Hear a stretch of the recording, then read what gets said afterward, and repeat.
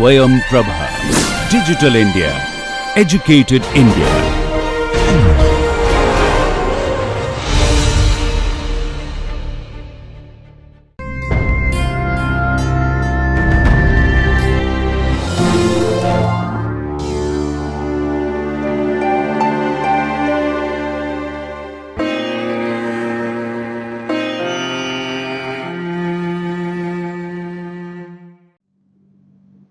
Welcome dear learners.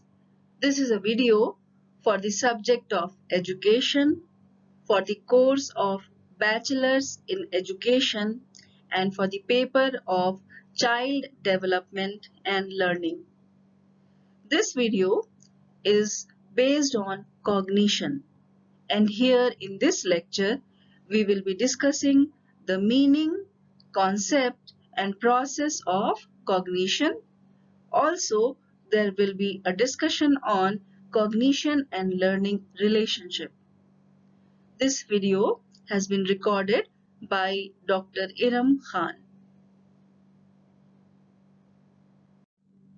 The course coordinator and the presenter for this lecture is Dr. Iram Khan from Jamia Millia Islamia, New Delhi. The academic expert or academic reviewer for this video is Professor Jasim Ahmed from Jamia Millia Islamia, New Delhi. This video is produced under the project DTH Swayam Prabha channels of MHRD, New Delhi. Hello dear learners, I am Dr. Iram Khan, Assistant Professor at IASC Faculty of Education, Jamia Millia Islamia, New Delhi. Today I am going to have a discussion with all of you on a very important topic of cognition. In this lecture, we will be covering the meaning and concept of cognition, the process of cognition, and also the cognition and learning. That what exactly is the relationship between cognition and learning. So let us start the discussion. The objectives for this particular lecture are going to base on the meaning and concept of cognition. We are going to explore the process of cognition. Then we will be delineating the concept of metacognition, which is basically the knowing about knowing. And then there will be a discussion based on the different types of metacognition. Then we will be explaining the relationship between cognition and learning. And here we will be discussing in brief about few of the theories. Because these theories, the theory of Piaget and Brunner, are already discussed in detail in a separate lecture. So I will be just discussing these theories in brief. So let us start the discussion. So first of all, let us see the meaning and concept of cognition. This word cognition actually dates back to the 15th century, where it meant thinking and awareness. Cognition refers to the mental action or process of acquiring knowledge and understanding with the help of thoughts, experiences, and the senses. It encompasses many aspects of intellectual functions and processes such as attention, formation of knowledge, memory, and in this case, the working memory, judgments and evaluation, reasoning, then the problem solving, decision making, then comprehending, and the production of language. And there can be many more terms which can be added here, which can be the part of the cognition process. So the cognitive process use existing knowledge and generate new knowledge. Cognitive processes are analyzed from different perspectives within different contexts. And we can say that the field of cognitive science is a very progressive field, and it is an autonomous academic discipline as well. So we will be talking about the concept of cognition, which is having a very kind of divergent meaning. So now let us talk about the process of cognition. And whenever we are going to talk about the process of cognition, it will be in terms of human cognition. So human cognition is a conscious and unconscious, concrete or abstract, as well as intuitive and conceptual. So this basically has, or it actually contains the processes such as memory, association, concept formation, pattern recognition, language, then attention, problem solving, perception, then mental imagery. And there will be, if you go on taking the names of such type of terms, the list will be very long. So traditionally we have seen that emotion was not thought of as a cognitive process, but now many of the researchers are actually being undergone to see that basically this particular term of emotion is also related to any of the cognitive processes or not. So there are very much important researches which are being undertaken to examine the cognitive psychology of emotions. Then researchers have also focused on a person's awareness of his or her own strategies and methods of cognition. And this particular thing is known as the process of metacognition, and we will be discussing about this term metacognition in detail. So while we have seen that few people would deny that cognitive processes are a function of the brain, a cognitive theory will not necessarily make reference to the brain or to the biological processes. It may purely describe behavior in terms of information, flow, or function. So, relatively recent fields of study, such as neuropsychology, aim to bridge this gap using the cognitive paradigms to understand how the brain implements the information processing functions, which is covered under cognitive neuroscience, or to understand how pure information processing systems can simulate the human cognition. And the best example of this particular type of simulation can be seen in artificial intelligence, or may be seen in computers. So the branch of psychology that studies brain injury to infer normal cognitive function is called the cognitive neuropsychology. The links of cognition to evolutionary demands are studied through the investigation of animal cognition. Now let us talk about metacognition. This particular term metacognition is actually relating to the cognition about cognition, thinking about thinking, knowing about knowing, then becoming aware of a person's awareness and the higher order thinking skills. Metacognition literally means cognition about cognition, or knowledge about knowledge, or knowledge about knowing something, or learning. So this metacognitive knowledge is used to monitor and regulate cognitive processes such as reasoning, comprehension, problem solving, learning, and many more.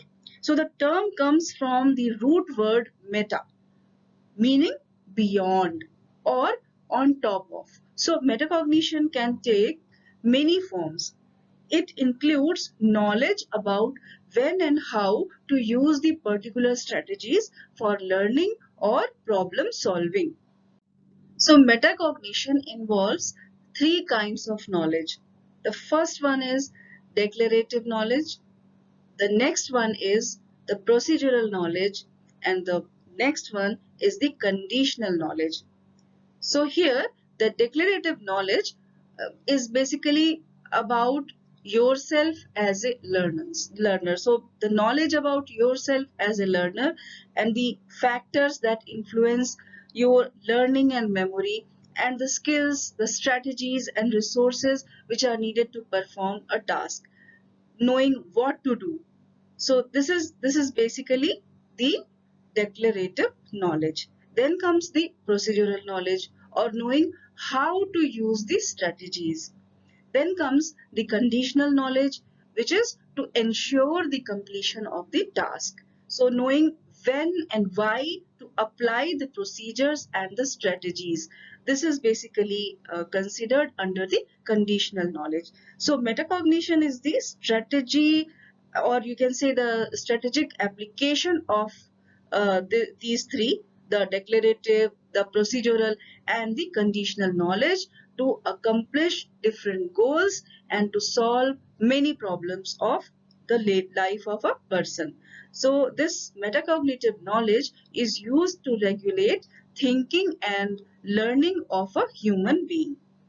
So now let us talk about the cognition and learning, basically the relationship between these two. So how do the children become capable of exercising their cognitive skills as they grow and develop? This is a particular question, and there are many more questions which we have to answer whenever we are talking about cognition and learning. What will be the next question? How does cognitive development related to the process of change in the ways of thinking, reasoning, and problem solving among children take place among the different ages and stages of their developmental period? So this is the next question, which is very important to answer whenever we are talking about the relationship between cognition and learning. So such questions have been answered by the psychologists through their viewpoints, which are actually considered as their theories. So the theories of cognitive development. For this purpose, we will be discussing a few of the theories which are very important, and whenever we talk about cognition, these theories are must to mention. So the first theory is basically the theory of Piaget, which is named as the Piaget's theory of cognitive development and Brunner's theory of cognitive development. So let us just have a kind of relook, because there were other lectures which were based on these two theories, and we have detailed discussion on these theories, but we will just have a revisit, and we will see that how the process of cognition is very much related to these theories. So the first theory is the theory of Piaget. Piaget's theory of cognitive development. So, what exactly was the notion of uh, Piaget, the theoretical notion of Piaget? Piaget basically designed a proper framework to understand the structure, the functioning, and development of the cognitive network of the human mind. He postulated that, like physical organs of the human body, there are two aspects of the human mind. The first one here, which is the theoretical postulate of Piaget, is the cognitive structure of the human mind, and the second one is the cognitive functioning. So we will just have a look on these two, the cognitive structure and the cognitive functioning. So the first one is cognitive structure. What exactly this means? So unlike the other creatures, the human baby is born with a few practical instincts and reflexes. And these reflexes can be observed in the form of sucking, then picking up something or looking towards anything. If somebody is making any noise, the baby is in actually he or she tries to look towards that direction. So all these things are basically the inborn instincts. So we can say that the initial cognitive structure of infants is supposed to incorporate only those cognitive abilities or potentials which help them to do such acts, as we have already discussed: the act of looking, reaching out, or grasping something, or sucking. So all these things are basically innate. So Piaget named these abilities or potentials as schemas, and he termed them as the basic building blocks of our thinking process. He defined them as the organized system of actions or thoughts that allow us to mentally represent or think about the objects and events in our world, in our environment. So the various schemas with their contents form the basic structure of the human mind. The earlier schemas represent those reflexes and instincts that are biologically inherited. However, we can see that as the child grows and develops with the interaction of physical and social environment, this child is able to form different schemas which are resulting in changes and modifications in the cognitive structure of this child. So, this is basically the cognitive structure which is given by Piaget. Now let us talk about the next aspect, which is the cognitive functioning. So the structure of an organism is said to play a decisive role in its functioning.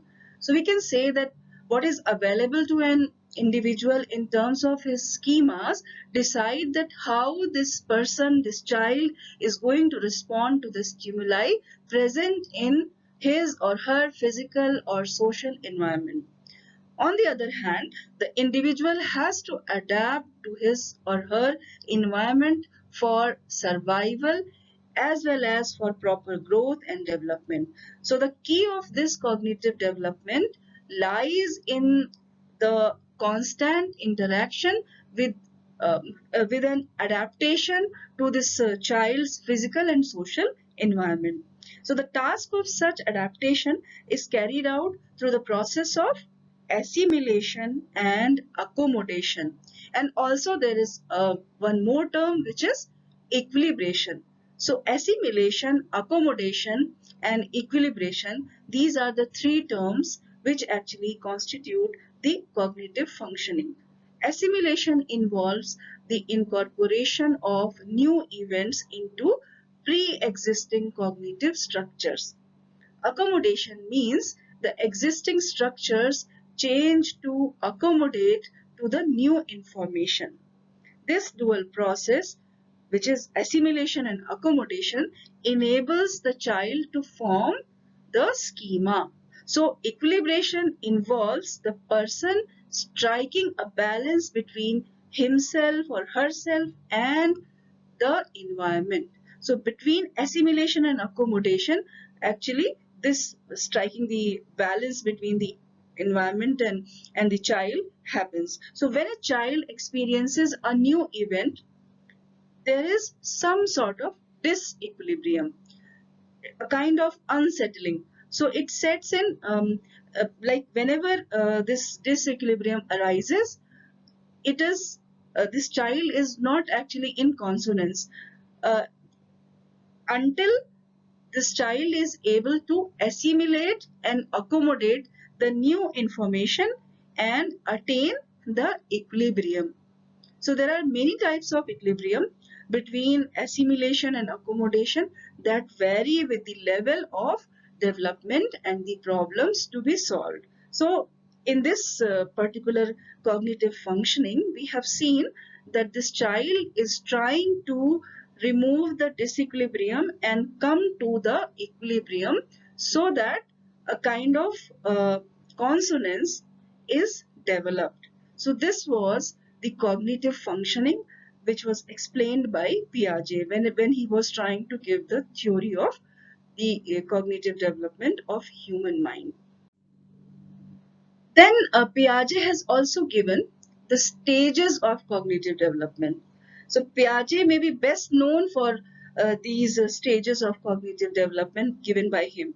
So Piaget discovered that children think and reason differently at different periods in their lives. So he believed that everyone passed through an invariant sequence of four qualitative distinct stages.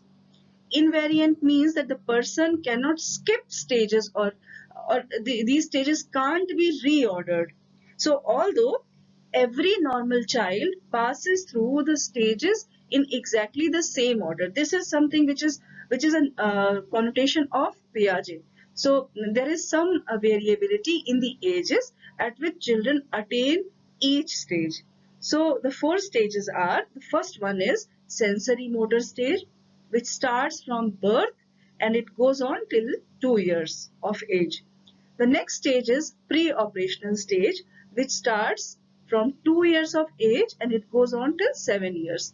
Then there is the concrete operational stage, which starts at 7 years of age and it goes on till 11 years of age. And then is the formal operational stage, which is actually known by the abstract thinking, and it is actually it starts from the 11 years of age group and it goes on according to Piaget, it goes on throughout the life. So each stage has major cognitive tasks which must be accomplished.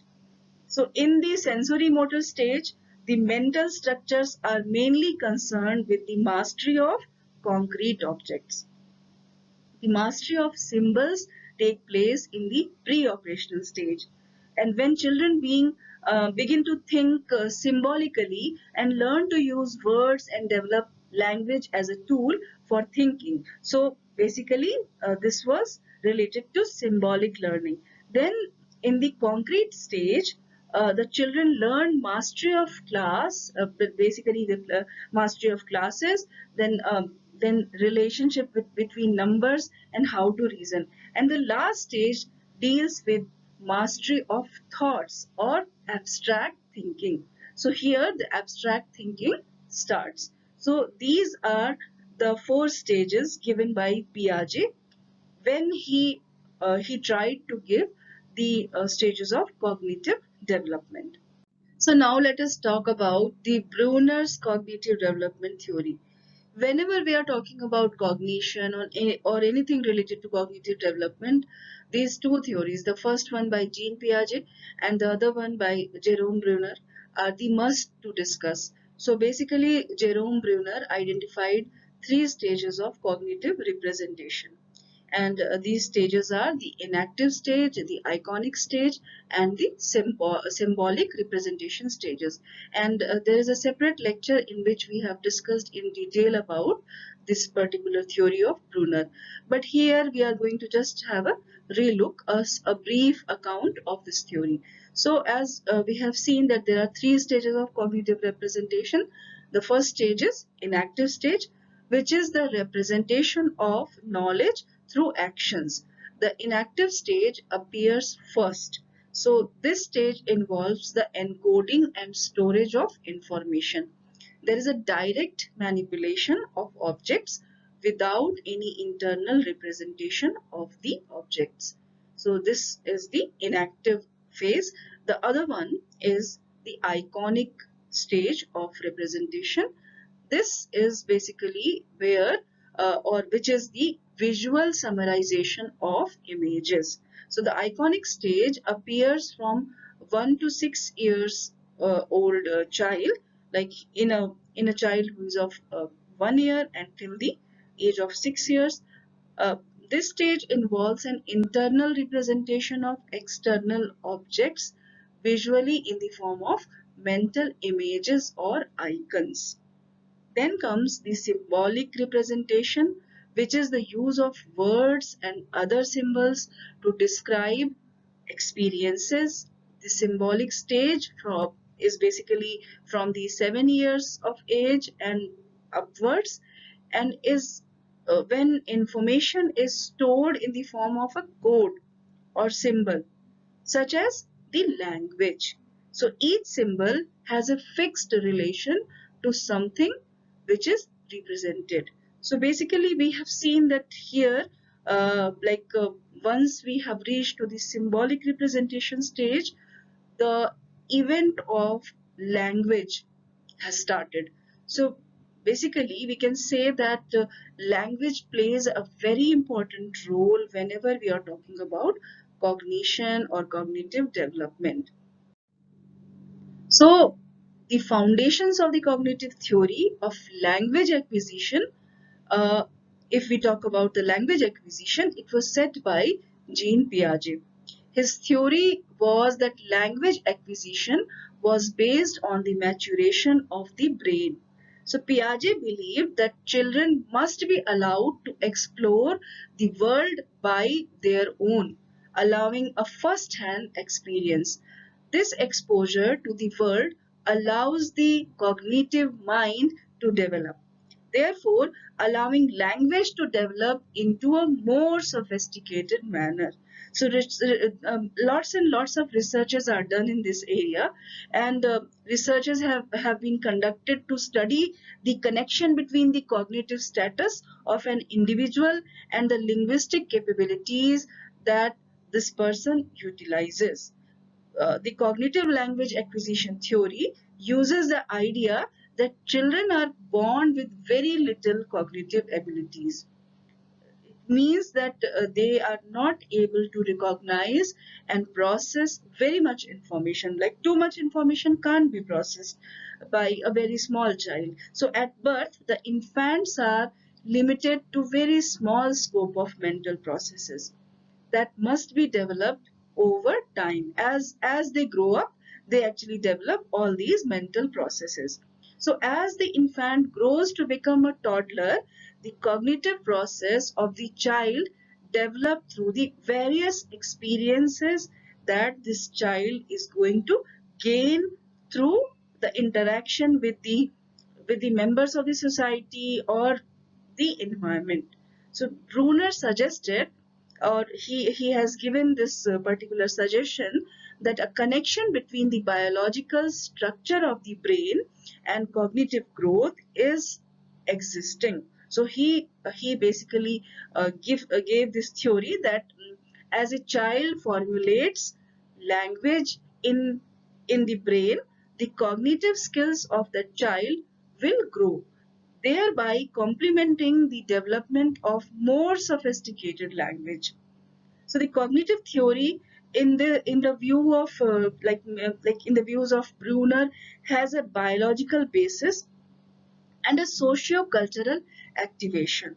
This combination of multiple theories create the multifaceted nature of language acquisition. So we have seen that when we were talking about the language acquisition methodology or the thought process of Piaget, he was concentrating much on the development, the biological development. And when we talk about Bruner's theory, then the language acquisition is much more inclined toward the social interaction. So when we combine these theories, we can come, or we can zero down to a sort of uh, uh, like result that language acquisition is a result of biological developments as well social interactions and the interaction with the environment. So with this, we have now reached to the summary of this lecture, and here we have seen the meaning and the concept of cognition. We have discussed about the process of cognition and its psychological basis. We have discussed about the process of metacognition, and basically which is talking about the cognition about cognition, thinking about thinking, knowing about knowing, becoming aware of a person's awareness and higher order thinking skills. So we have talked a lot about metacognition. Then we have discussed the cognition and learning, where the cognitive development theories of Piaget and Bruner were revisited, because we have already seen these theories in detail in different lectures. That's why we have just had a kind of overview or a brief account of these theories in this lecture. Also, we have discussed a few things about the language development theory, which is related to the process of cognition. So with this, I hope that things related to the process of cognition and the relationship between the process of learning and cognition would be clear to you. I will show you a few of those references and the consulted links which were used for developing this lecture. And I hope that this discussion will become very much useful for you all, and hope to see you in different lectures some other time. Thank you so much. Dear students, You are watching a video on the topic of cognition. And here in this lecture, we have covered the meaning, concept, and process of cognition, as well the cognition and learning relationship. This video lecture was recorded by faculty at home during the national lockdown period for COVID-19 pandemic using minimal technical resources. Technical errors, if any, are unintentional and may please be ignored. For any queries with regard to this lecture or broadcast, kindly send your email to techsupport@dth.ac.in. Thank you so much.